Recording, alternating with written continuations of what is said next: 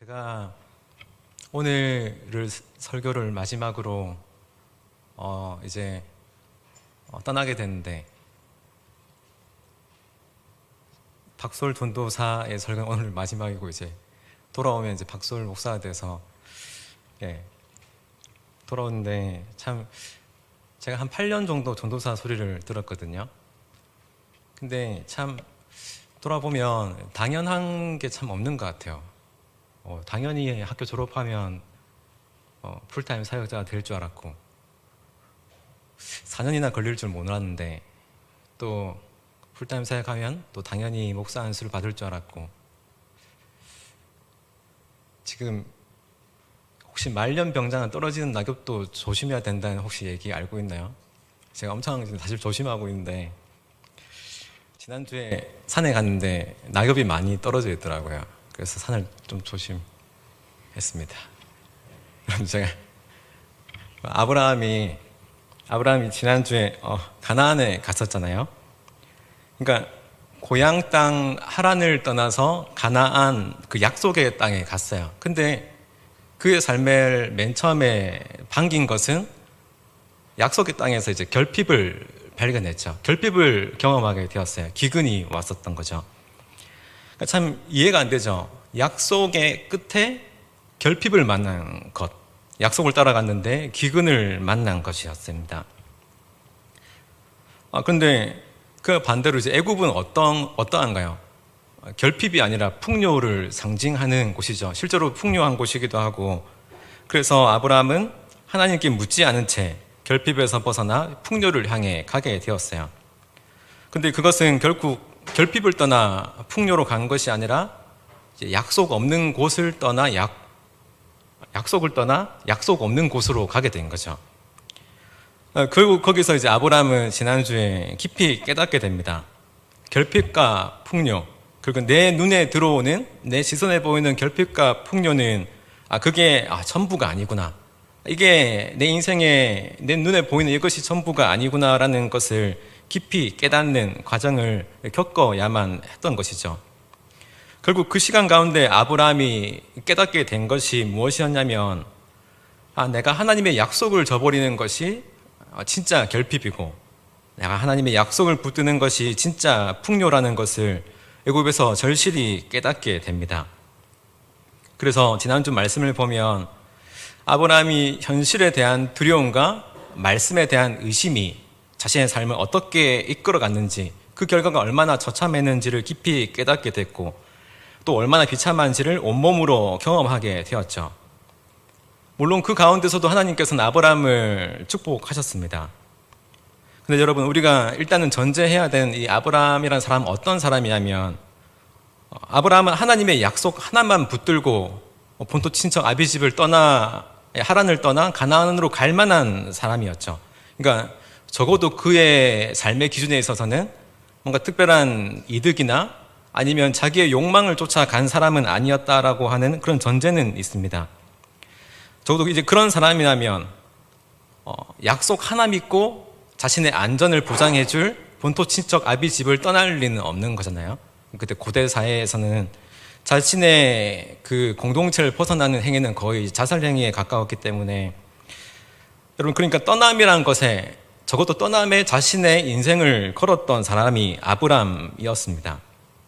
그래서 우리가 이 아브람을 바라볼 때 이 사람이 얼마나 많은 재산을 가지고 얼마나 또 풍요로워졌느냐라는 관점을 보기보다는 그가 약속을 따라가는 그 과정 가운데 하나님을 향한 지식과 하나님을 아는 그 믿음이, 인식이 어떤 방식으로, 아브라함이 원래 믿음이 있는 사람이 아니었잖아요. 근데 그 믿음이 어떤 식으로 만들어지는가를 좀 살펴봤으면 좋겠어요. 그러니까 아브라함이 하나님께 처음 이제 부르심을 받았을 때 그 하나님의 부르심에 대해서 자신이 응답할 수 있었던 이 힘을 가지고 있었다라는 거죠. 적어도. 그 말은 적슨 하란 지역에 수많은 신들을 모신 곳에서 수많은 신들을 경험했던 아브라함이 적어도 여호와 하나님은 나와 상당히 인격적으로, 이전에는 경험할 수 없었던 엄청난 인격적으로 나와 동행해 주시고 나를 인정해 주시고, 내가 적어도 이분에게 내 인생을 걸어도 될 만한 분이다라는 그런 믿음이 생겼던 것을 알 수 있습니다. 그러니까 매우 친밀한 하나님을 경험하게 된 것이죠. 동시에 그 하나님과 인격적인 관계뿐만 아니라 하나님은 아브라함에게 이제 약속을 주셨습니다.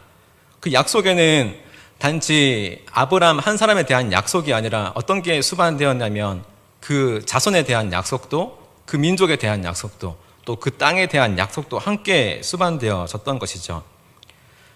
그러니까 단지 아브라함의 한 명에 대한 인격적인 관계, 인격적인 회복뿐만 아니라 먼 후대까지 영원한 약속을 함께 보여주신 것을 이제 알 수 있었어요.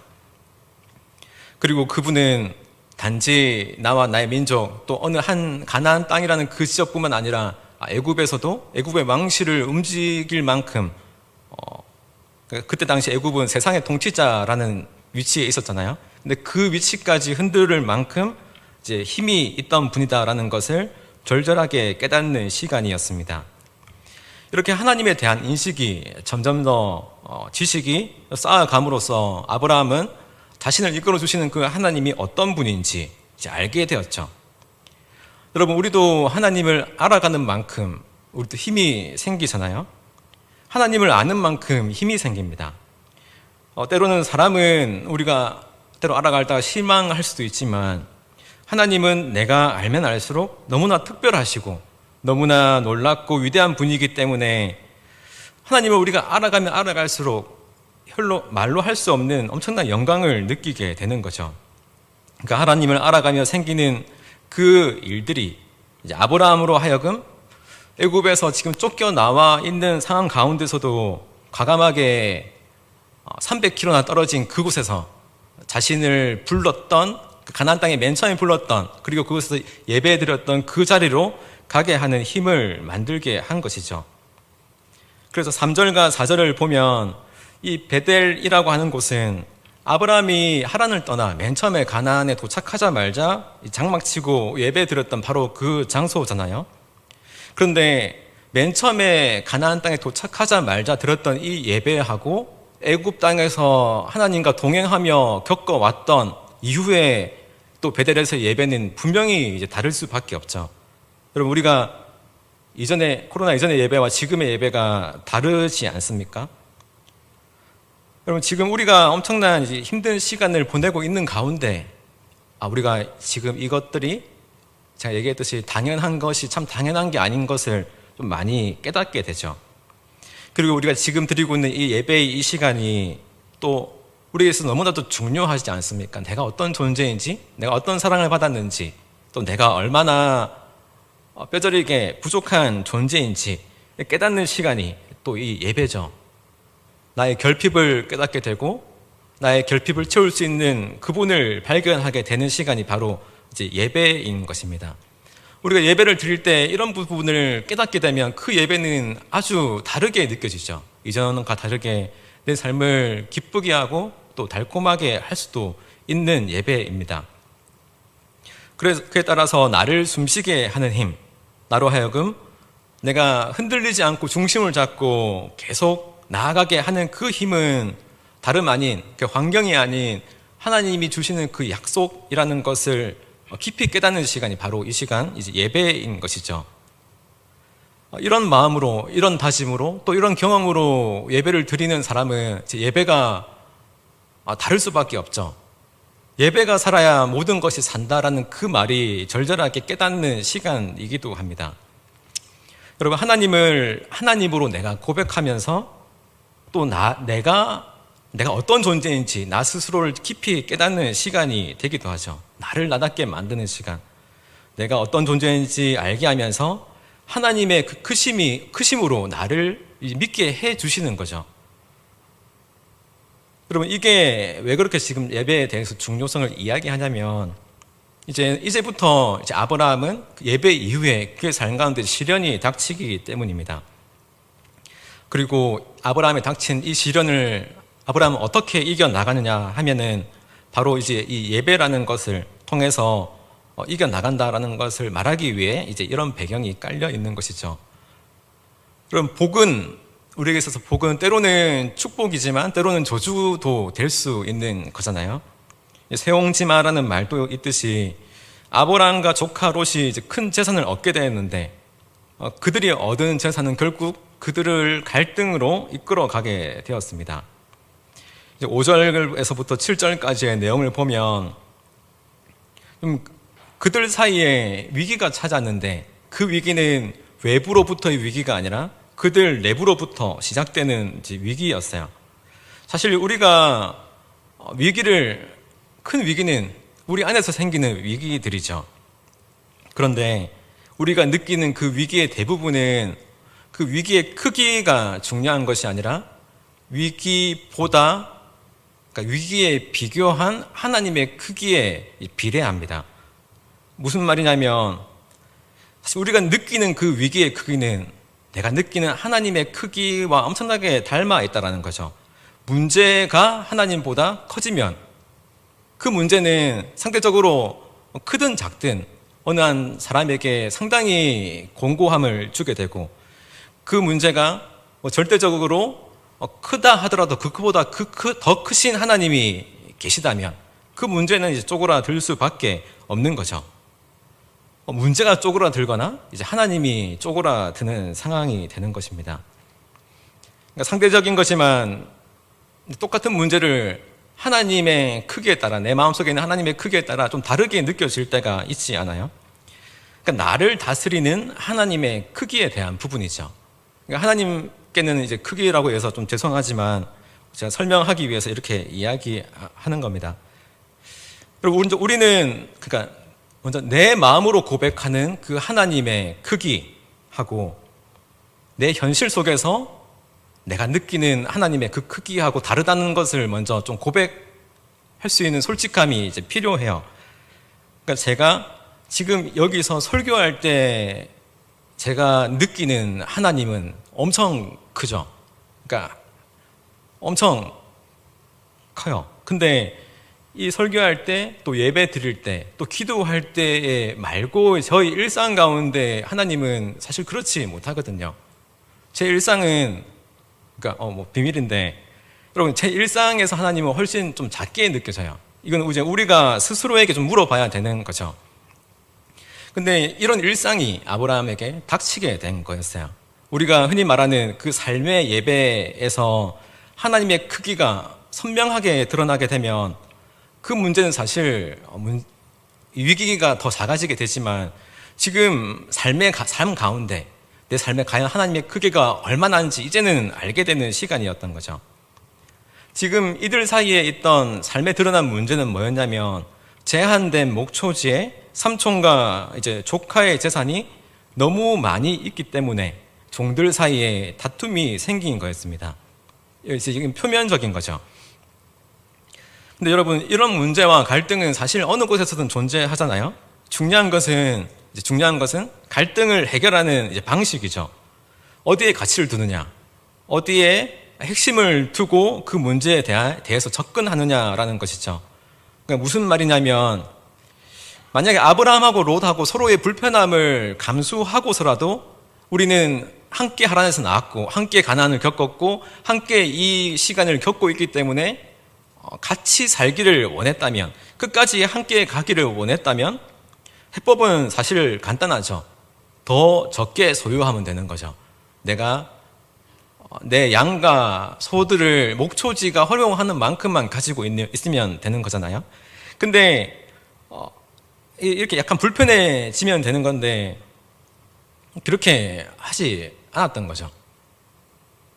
예를 들어서 지금 저희 야곱도 텀 중인데 계속 이렇게 뭔가 리더십을 세워가고 있는데 그 이유는 뭐였냐면 새 가족을 이제 받기 위함이에요. 근데 새 가족을 받는데 기존에 있던 목장에 그냥 넣어버리면 되잖아요. 그럼 아무 문제가 없는데 기존에 있던 그 목장을 4명을 계속 유지하려고 하다 보니까 계속 이렇게 뭔가 고민이 생기는 거죠. 그러니까 4명이라고 하는 것은 한 채널을 자꾸 쓰려고 하는 건데 온라인이든 오프라인이든 한 채널을 같이 좀 쓰고자 하는 건데, 그러니까 엄청나게 이제 복잡하게 얽혀져 있는 거예요. 어떤 것에 가치를 두느냐. 근데 이게 사실은 이런 건데, 여러분 중요한 것은 문제는 다 있는데 문제를 해결하는 방식이죠.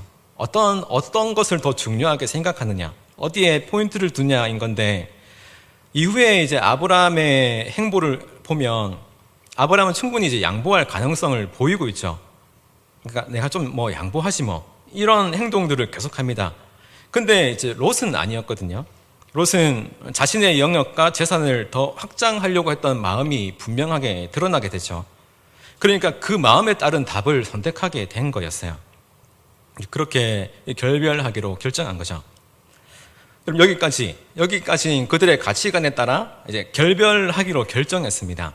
그렇다면 이제는 문제는 어떻게 결별할까에 관한 건데, 이것도 두 사람 사이에 차이가 있죠. 어떤 차이냐면, 먼저 아브라함은 대체로 자신의 조카인 롯에게 양보하는 길을 선택했었어요.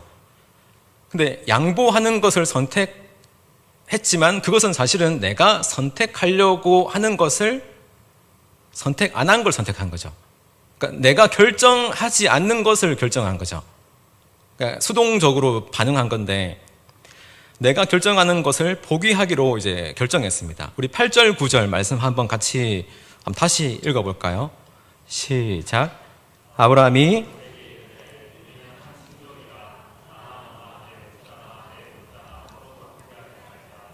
내 앞에 온 땅이 있지 아니하냐. 나를 떠나라. 네가 자하면 나는 우하고 네가 우하면 나는 자하리라. 여러분, 여기서 아브라함이 분명히 알게 된 게 뭐냐면, 네가 어디에 사느냐, 네가 무엇을 하느냐, 너의 선택이 무엇이냐라는 것에 대해서 중요한 게 아니라 네가 누구와 함께 있느냐가 훨씬 더 중요하다라는 것을 이제 깨달았던 거죠. 애굽에서 누구와 함께 있느냐, 그러니까 내가 하나님과 함께 한다라는 그것이 최선의 선택이다라는 것을 애굽에서 그는 절절하게 깨달았어요. 물론 아브라함의 배려 속에 자신 하나만 믿고 쫓아온 조카 롯을 배려하지 않은 건 아니었죠. 적어도 이제 그런 마음도 있었을 텐데, 여러분, 근데 이런 말들 가운데 9절에 우리는 네가 자하면 나는 우하고 네가 우하면 나는 자하라, 이런 말은 사실 우리가 즐겨 하는 말이잖아요. 엄청 뭐 믿음 있는 말이기도 하고. 그런데 이 부분은 사실은 여러 가지 해석이 있어요. 정말로 믿음에 대한 고백이기도 하지만 12장에서 얘기했던 자신의 아내 사라를 약속을 스스로 저버리려고 했던 행동만큼이나 하나님이 주신 그 약속의 땅을 걸고 자신의 자신감으로 걸고 이제 왔다 갔다 했던 행동이라고 이제 볼 수도 있는 거라, 저는 이 말보다 더 중요한 말을 이제 떠나라라는 말에 좀 집중하고 싶어요. 떠나라. 너 나를 떠나라. 여러분, 나를 떠나라, 이 말은 우리가 지난주에 봤듯이 12장 1절에도 나오잖아요. 물론 아브라함이 했던 말은 아닙니다. 자신의 모든 것을 걸고 본토 친척 아비 집을 떠나라고 했을 때 그 하나님이 하셨던 말씀이죠. 그러니까 아브라함이 진정으로 조카 롯에게 하고 싶어 했던 말은, 내가 하나님 한 분만을 믿고 그렇게 떠나왔던 것처럼 너도 하나님 한 분만을 믿고 그렇게 떠나가야 하는 시간이 있어야 하지 않겠니? 그 이전에 나에게 와닿았던 그 말씀을 롯에게 해줌으로써 너도 그렇게 하나님과 동행하는 시간을 겪길 이제 바랬던 것을 라고 저는 그렇게 들렸었어요. 여러분, 떠나는 자는 사실 어디보다는 이제 누구와 함께 한다라는 것이 너무나도 중요하죠. 사실 우리가 밥 먹을 때도 그렇게 하잖아요. 너무 흔한 얘기를 하진 않겠습니다. 누구와 함께. 여러분, 현실적으로 보면 떠나는 자보다는 낳는 자가 훨씬 더 이제 힘이 들죠. 왜냐하면 저는 항상 교회 옮길 때마다 진짜 이제 웃으면서 행복하게 떠났거든요. 근데 이제 뭐 남아있던 분들은 우시는 분도 있었지만, 여러분, 떠나는 사람은 사실 그곳에 가서 적응하느라 바쁘죠. 하지만 남아있는 사람은 그 사람의 빈자리를 채우느라 시간을 좀 보내기도 하잖아요. 여러분, 남는 자는 더 힘든데 아브라함은 그런 남는 자가 되기로 이제 결정했습니다. 반면에 롯은 어떻죠? 잽싸게 자기 걸 선택하죠. 10절과 11절에 나오는데, 여러분, 롯은 누가 봐도 자연스러운 결정을 한 거였어요. 사실 여러분, 우리도 그렇잖아요. 똑같이 뭔가 제 앞에 떡들이 놓여 있는데 떡들을 선택하라고 했을 때 조금이라도 또 맛있어 보이고 예쁜 떡을 선택하고 싶은 건 자연스러운 거잖아요. 근데 이 자연스러운 선택을 할 때 우리는 기본적으로 깔려있는 우리의 전제가 이게 나에게 이득이 되느냐? 아니면 효율적이냐? 그러니까 어떤 선택을 하느냐? 이게 조금 더 또 좋은 결과를 도출해내느냐? 나에게 이득이 되느냐를 좀 생각하지 않잖아요. 자연스러운 거죠. 그런데 이렇게 사실 잽싸게 선택했다라는 것은 롯이 또 이런 마음을 또 가지고 있었을지도 몰라요. 삼촌에게 삼촌 좀 너무하다. 내가 그렇게 삼촌 하나만 믿고 가나안도 쫓아오고 애굽도 쫓아오고 했는데 이게 조금 분쟁이 뭐라고 해서 있다고 해서 감사합니다. 이런 분쟁이 있다고 해서 그냥 뭐 떠나라라고 얘기할 필요는 없지 않아요? 라는 이런 마음에 약간 불만이 있을 수도 있잖아요. 약간 우리가 불만이 있으면 어떤 선택지를 줄 때 바로 선택을 하게 되죠. 바로. 그러니까 약간 그런 마음이 있었을지도 몰라요.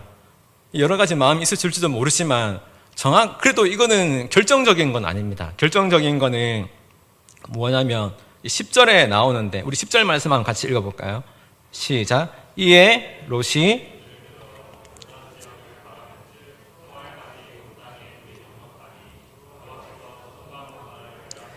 였으므로 여호와의 동산 같고 애굽 땅과 같았더라. 그러니까 결정적인 이유는 롯의 시선에 애굽과 소돔과 하나님의 동산이라고 하면 이제 에덴이죠. 에덴이 똑같아 보인 거죠. 여러분, 그 눈에는 그게 별 차이가 없었어요. 그러니까 롯의 시선은 어떤 거죠? 그의 눈에 비치는 대로, 아주 뭐 물질적인 거죠. 그의 눈에 비치는 그대로 좋아 보이고 유익해 보이고 괜찮아 보이면 그걸 선택하게 된 거였습니다. 여러분, 같이 나왔는데, 같이 가나안 땅에 왔고 같이 애굽을 경험했는데 이 둘은 왜 이렇게 시선이 다를까요? 똑같이 경험했는데 시선이 다른 이유. 한 사람은 눈에 보이는 그대로 가게 되고 한 사람은 또 다른 시선을 가지게 되고. 여러분, 지난 시간에 아브라함은 약속이 없는 풍요가 그의 삶에 얼마나 공고한 건지 이제 뼈저리게 경험하게 됐죠. 약속을 붙드는 게 복이고 약속을 붙들지 않는 게 저주다라는 것을, 결핍이라는 것을 분명하게 알게 됐어요. 그런데 롯에게는 이런 시선이 없다라는 것은, 롯은 이제 이런 생각을 하는 거예요. 그만큼 발을 담그지 않은 거죠. 뭔 말이냐면 그것은 아브라함의 실패지 나의 실패는 아니다라는 거예요. 아브라함이 결핍된 거지 나는 그 사람을 쫓아갔을 뿐이다라고 이제 이야기하는 거, 생각하는 거죠. 내 실패는 아니다. 여러분, 이게 어떻게 적용될 수 있냐면 우리들의 가정을 한번 생각해 볼까요? 우리 한 가정 안에서 누군가의 아픔은 곧 나의 아픔이어야만 하죠. 근데 나의 아픔이 안 되고 누군가의 아픔이 되는 순간 그거는 한 가정을, 때로는 뭐 한 공동체를 함께 할 수 없게 만드는 요인이 될 수 있어요. 그러니까 내 아픔이 아니지만 내 아픔만큼 여길 때 분명히 우리가 배울 수 있는 가치들이 있거든요. 그의 삶에 동참할 만큼. 근데 아브라함의 실패가 롯에게는 자신의 실패로 여기지 않을 만큼만 발을 담갔다라는 거 여기는 거죠. 이건 무슨 말이냐면, 여러분, 우리가 때로는 교회에서 엄청 봉사하고 섬길 때가 있잖아요. 그런데 우리의 시선이, 우리의 생각이 때로는 좀 적당한 거리를 두고 있을 때가 있어요.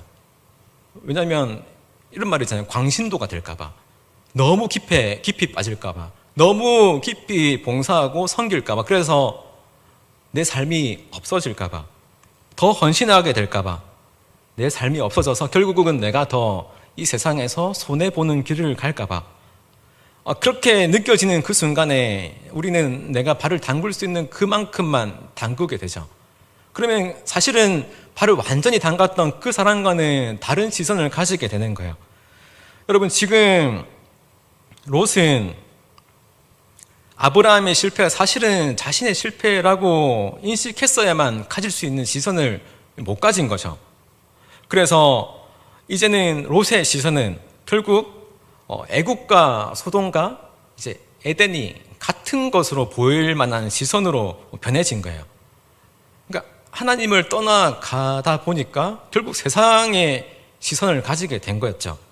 그러니까 내가 원하는 방식으로 보기 때문에 이렇게 같아 보이게 된 거였어요. 여러분, 하나님은 끝끝내 자신의 길을 걸어간 롯을 붙잡지 않으십니다. 그의 의지가 너무나도 단호했다라고도 생각할 수 있고, 아니면 하나님께서는 직접 그가 경험해보고 깨닫길 바라셨는지도 모르죠.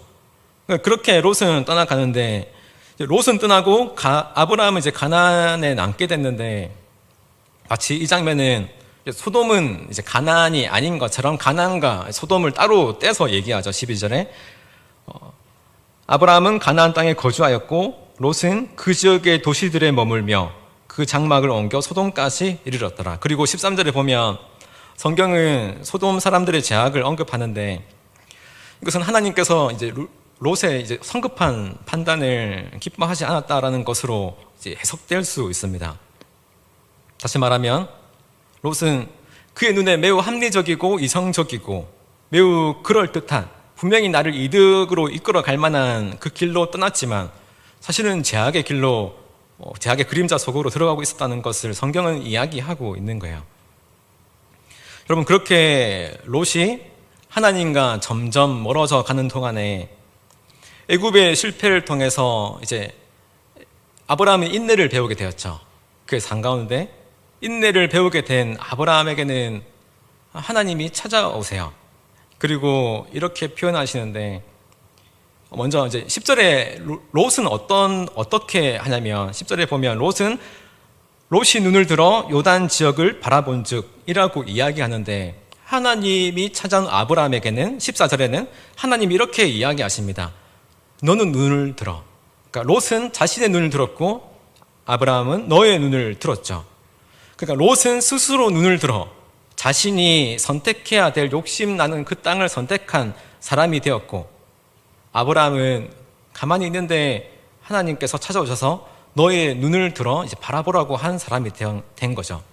그러니까 아브라함은 결국 자신의 눈을 들어 뭔가 선택하는 위치가 아니라 눈을 들라라고 말하는 그 음성에 순종한 사람으로 있는 거죠. 그러니까 그 음성에 반응한 자로서 스스로 뭔가 선택하는 자리에서 물러나서 뭔가를 선택하라라고 말하는 그 음성을 선택한 자로 있는 겁니다. 그러니까 하나님을 선택한 자죠. 하나님의 뜻을 따라 완전히 하나님께 소유당한 자가 된 거죠. 여러분, 이 태도가 상당히 좀 역설적이죠. 아주 적극적으로 하나님께 수동적인 태도를 보이잖아요. 수동적인 것에 적극적인 거죠. 하나님을 기다리는 자야말로, 수동적인 자야말로, 적극적으로 수동적인 자야말로 가장 이제 하나님의 근접하게 가까이 갈 수 있다는 것을 좀 이야기해 주는데, 결국 이런 아브라함의 열매를 같이 나눌 수 있는 사람은 누구라고 이야기하냐면, 이제 믿음의 열매, 인내 열매를 가진 자라고 이제 이야기를 하고 있는 거죠. 결국 그것이 우리가 오늘 선택해야 될 그 믿음의 태도라고 이제 이야기하고 있습니다. 이런 말 들어보셨을 텐데, 인내를 배운 교회만이 효과적으로 소망을 선포할 수 있다. 인내를 배운 교회만이 소망을 이야기할 수 있다라는 거예요. 무슨 말이냐면, 우리가 누구에게 소망을 느끼죠? 나를 기다려준 사람에게 소망을 느끼죠. 나를 믿어준 사람에게 소망을 느끼죠. 내 말을 들어주는 사람에게 말하고 싶어 하죠. 근데 나를 기다려주지 못하는 사람에게는 우리는 소망을 품을 수 없습니다. 내가 끊임없이 뭔가 그분에게, 그 사람에게, 어떤 존재에게 뭔가 이제 이뤄 드려야 되죠. 그분에게 갖다 바쳐야 되죠. 내가 뭔가 그분에게는 이루어줘야만 하는 존재인 거죠. 그러니까 이 말은 뭐냐면 교회의 본질은 성도들에게 이제 그들의 있는 모습 그대로 끝까지 기다리며 이제 받아줄 분이 계시다라는 사실을 가르쳐 줘야 된다라는 말이에요.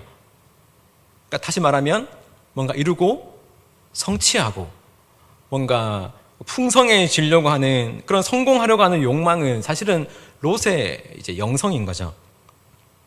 여러분, 우리의 희망이 어디에 있습니까? 내가 아무리 실패하고 넘어져도 나를 끝까지 이대로 기다려 주시는 그분이 계시다라는 그 사실을 알게 될 때 우리는 소망을 품을 수 있는 거죠. 사실 교회는 그런 곳이 되어야 된다라는 이제 말인 것입니다. 교회는 당신이 아무리 실패해도 아무리 넘어져도 당신은 끝까지 잊혀지지 않을 것입니다.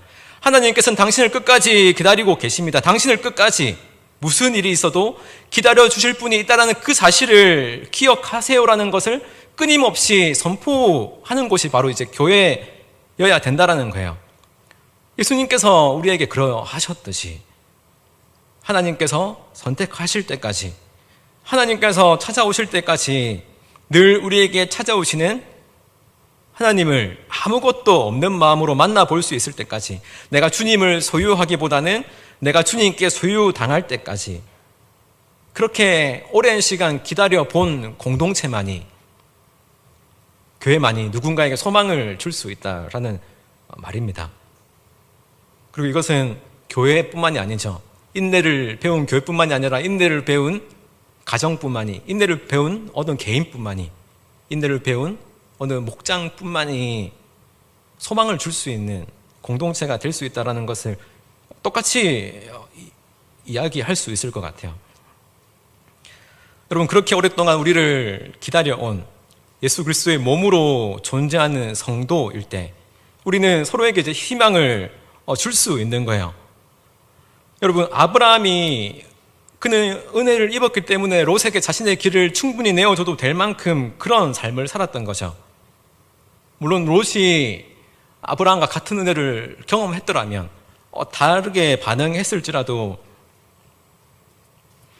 그렇게 선택하지 않았겠지만, 그런 의미에서 이미 떠나가 버린 롯을 보고 있는 아브라함에게 하나님은 찾아줘서 새로운 약속을 또다시 언급하십니다.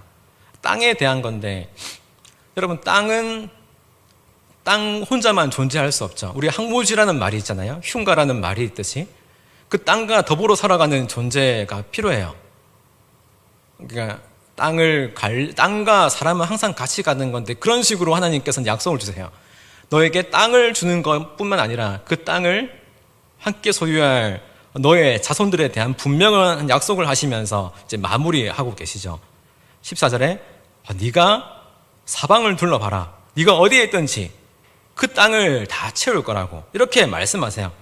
땅이 얼마나 넓던지 간에 티끌까지 다 채울 거다라고 이제 선포하시는데, 그럼 티끌같이 다 채운다는 말이 조금 과장 같잖아요. 하나님의 과장 같은데, 왜냐하면 티끌은 못 세지만 유대인들은 이제 셀 수 있을 것 같으니까.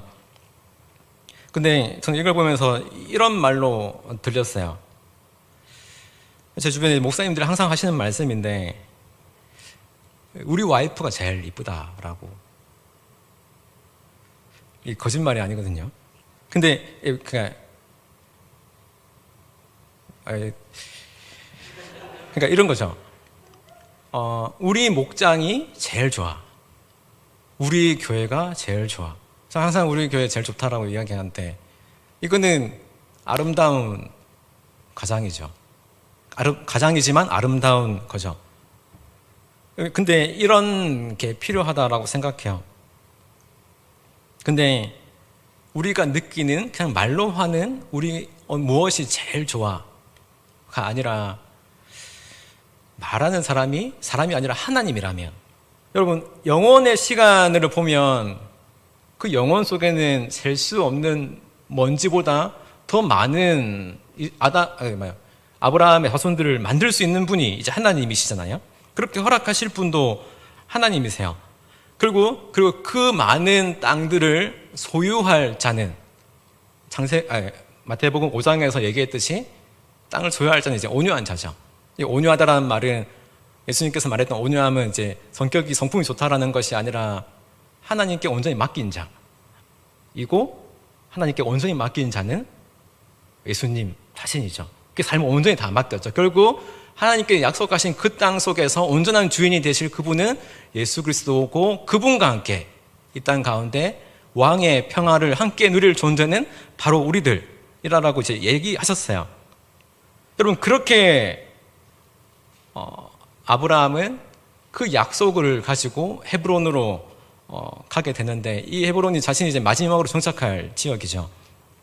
그곳에 했던 첫 번째 행동이 뭐냐면 다시 예배입니다. 18절에 제가 읽을게요. 이에 아브라함이 장막을 옮겨 헤브론에 있는 마므리의 상수리 숲에 이르러 거주하며 거기서 여호와를 위하여 제단을 쌓았더라. 여러분, 13장의 핵심이 사실은 아브라함과 롯의 갈등이거든요. 근데 이 갈등을 4절의 예배와 18절의 예배가 감싸고 있죠. 결국 뭘 말하는 거냐면 아브라함의 이제 큰 갈등의 순간이 그의 삶 가운데 찾아왔어요. 근데 그 위기가, 그 갈등이 어떻게 극복되었냐면 이제 예배로 극복되었다라는 것을 이야기하는 것이죠. 그들의 맨 처음의 갈등, 소유에 대한 갈등이었는데, 소유와 분배에 대한 갈등. 소유와 분배는 우리의 삶에 엄청나게 중요한 문제잖아요. 민감하고 중요한 문제. 그러니까 뭘 얻을 수 있느냐, 뭘 선택하느냐, 나의 길이 무엇으로 가야 조금 더 안정적인 삶을 살아가느냐, 이 소유와 선택은 엄청나게 중요한 건데, 근데 이게 중요한 게 아니라 가장 중요한 게 뭐라고 이야기하냐면, 너희가 선택할 땅에 대해서 바라보는 것이 아니라 네가 가장 중요하게 생각해야 되는 것이 뭐냐면 예배다라고 이야기하는 거예요. 예배다. 예배가 살아있느냐.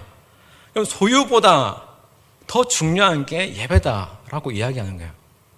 소유를 내려놓기 위해서 수많은 책들이 있잖아요. 무소유에 관한 거. 근데 무소유는 사실은 가장 격하게 소유하는 것일 수도 있어요. 심플 라이프인가 이런 것들은 심플 라이프를 추구하는 나의 삶을, 나의 마음을, 나는 심플 라이프를 하고 있다는 이 마음으로 채우는 거죠. 내 마음을. 그러니까 무소유라는 그 마음으로, 나는 청빈한 삶을 살고 있다는 그 자신감으로, 자존감으로 채우게 되는 게 사실은 무소유의 방향일 수도 있어요.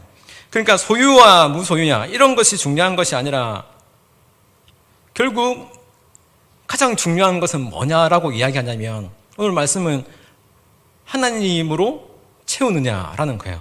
하나님을 내가 소유하고 있느냐, 내가 뭘 소유하느냐, 뭘 찾고자 하느냐, 뭘 선택하느냐, 그 자리에서 다시 말하면 하나님께 소유당하는 존재, 예배를 통해서 하나님께 소유당하는 존재가 될 때, 그때가 가장 중요하다라고 이야기하는 것입니다. 하나님을 소유함으로 내가 뭔가를 소유했느냐 소유하지 못했느냐가 내 존재를 결정하지 않는 그 자리만큼으로 가는 거죠. 하나님이 내 소유보다 더 크게, 그것으로 인해서 소유와 무소유에 대해서 하나님이 쪼그라지는 것이 아니라 그 선택의 부분이 쪼그라지는 단계로 가는 거죠. 그리고 나의 존재가 그 소유와 선택에 대해서 아무런 상관이 없을 때, 그것은 곧 내가 하나님께 완전히 소유당했을 때인 거죠.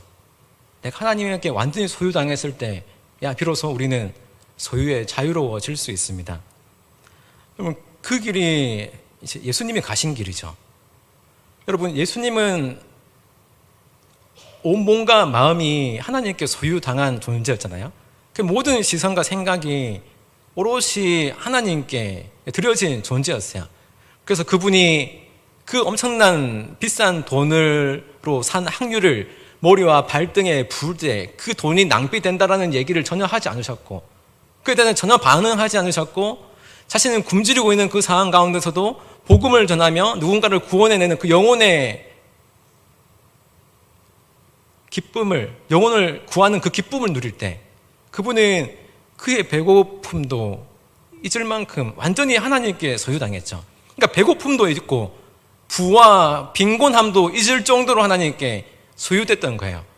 빌립보서 4장 12절에 이야기하잖아요. 바울이 나는 부요에 취할 줄도 있고 가난한 비천함에 취할 수도 있었다고.